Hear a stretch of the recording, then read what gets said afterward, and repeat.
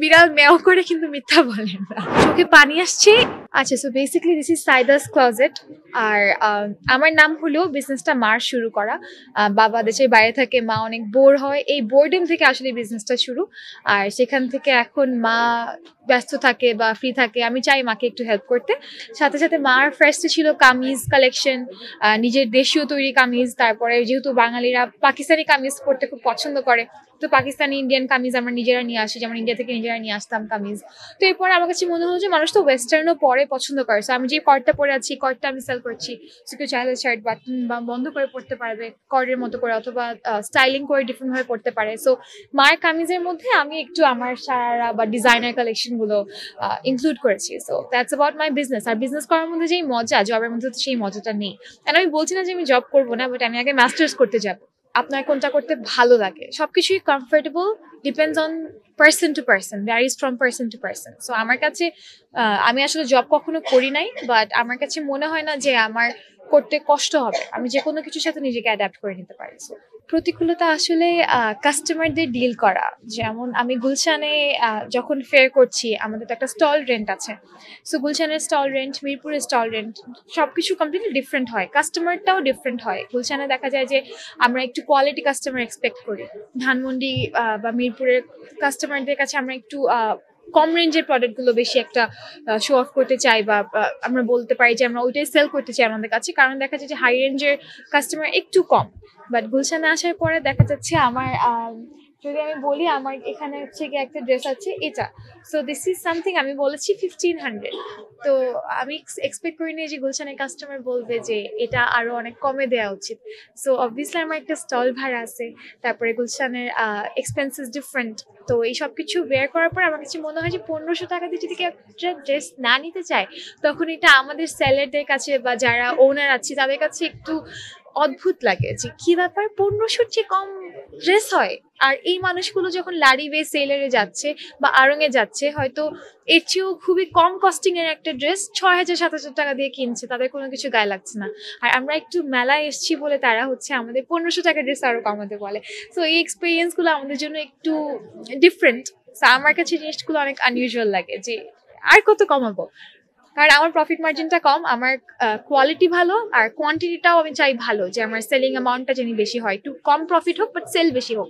তো কম প্রফিটের পরেও যখন ওরা আরো কমাতে বলে, তখন আমি একটু অবাক হয়ে তাকিয়ে থাকি, একটু হাসি দেই, তারপর আমি আর কিছু বলি না, because I can not be rude to my customers and I am not a rude person anyway. So yeah, it's about that. বিজনেসটা একটু টাফ, জবে আসলে এই হ্যাসেলগুলো ফেস করতে হয় না। আর যেমন এই ফ্রকটা, this is from Thailand, it's different, right? তো আমার একটা কাস্টমার এসছে, দুজন দাঁড়ানো ছিল, একজন বললো যে আমি তো এটা 500 টাকা দিয়ে কিনছি ইন্ডিয়া থেকে, আর আমার এটার প্রাইস এখানে হচ্ছে 3200। তো অবশ্যই একটা 500 টাকা দিয়ে যদি আমি ড্রেস কিনতে পারতাম, আমি এটা 3200 টাকা দিতাম না। সো পরে উনি বলছে 500 রুপি, জয়পুর থেকে কিনেছি। আমি বলছি থাইল্যান্ডে, জয়পুরে কি করে আসলো? বলছে না, থাইল্যান্ডেটাই জয়পুরে হয়তো আসছে, আমার জয়পুর থেকে 500 রুপিতে নিছি। তো আমার যে আরেকটা কাস্টমার ছিল, উনি এটা নিতে চাইছে, ওনার কথাবার্তা শুনে উনিও চলে গেল। সো যেটা হয় যে এরকম আসলে আমাদের কাম্য না।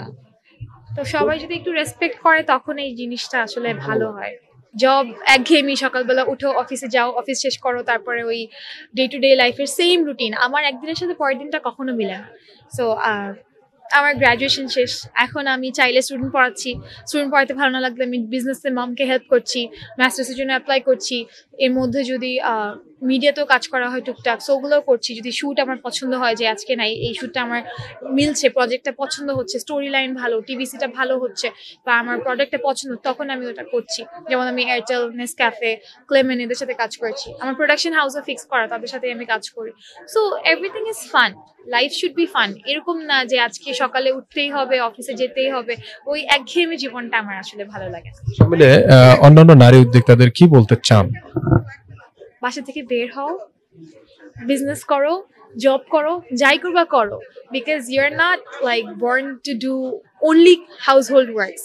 বাসায় কাজ করা অবশ্যই দরকার, যেমন আমি এগুলো শেষ করে বাসায় গিয়ে অবশ্যই বাসায় কাজ করতে হবে। আমার 7টা বিড়াল আছে, সো আমি ওদেরকে খাবার দিব, ওদের গোসল করানো, ওদের কাজ করা, সবকিছু মিলিয়ে আমি অনেক বিজি থাকতে পছন্দ করি। আর এইভাবে তোমরাও বাসায় কাজ বাদ দিয়ে বাইরের কাজগুলো একটু করো, একটু অ্যাক্টিভ থাকো, স্পোর্টস করো, যেটা করতে ভালো লাগে করো, নিজেকে বন্দি করে রেখো না।